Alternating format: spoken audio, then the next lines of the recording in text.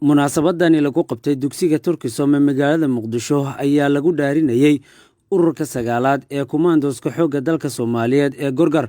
Munaasabada dhaarta waxaa ka qayb galay taliyaha ciidanka xoogga dalka Soomaaliyeed General Odawaye Yuusuf Raage, saraakiil ka tirsan ciidanka xoogga dalka iyo kuwa Turkida ee ku sugan Turkisom. Ugu horeyn munaasabada waxay ciidanka ku soo bandhigeen gaada ka ciyaar soo jiitay madaxdii iyo marti sharaftii ka qayb galay, iyagoo halkaasi loogu tumay astaanta calanka Jamhuuriyadda Federaalka ee Soomaaliya. Intaasi kadib saraakiil xigeenada askarta ka tirsan ururka sagaalaad ee Kumandoska Xoogga dalka Gorgor ayaa goobta lagu dhaariyay.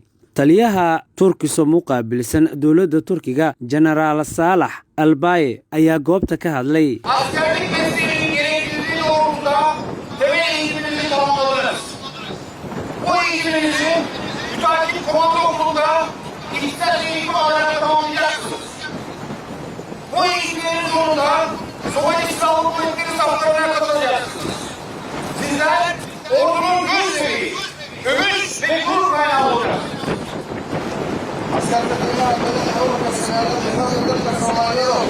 waxaana naysteen tababarkii asaasiga ee laga maarmaanka u ah ciidamada.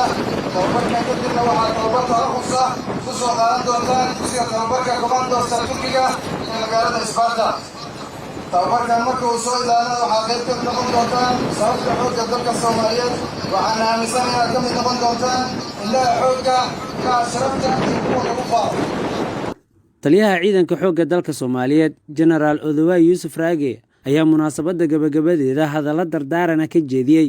ururka sagaalaad ee maantay dhaartiisii halkan ka dhacday tahayna gabagabadii fayska koowaad ee tababarkooda.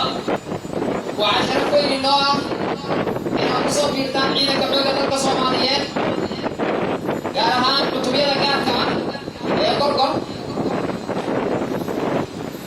waxaa rabaa inaad noqotaan kuwa xusiisnaada mar walba iyo meel walba aad joogtaan dhaartaan maanta halkan ku dhaarateen. sidaasoo kale aad xusiisnaataan sababihii aad ugu soo biirteen ciidanka xoogga dalka Soomaaliyeed una gashateen dariiska aad ku jirtaan. waxaa rabaa inaad noqotaan kuwa mar walba xusiisnaada waajibaadka iyo mas-uuliyadda saaran ciidanka xoogga dalka Soomaaliyeed ee ka saaran guud ahaan dalkooda, dadkooda iyo diintooda. sidaasoo kale waxaa rabaa inaad noqotaan kuwa xusiisnaada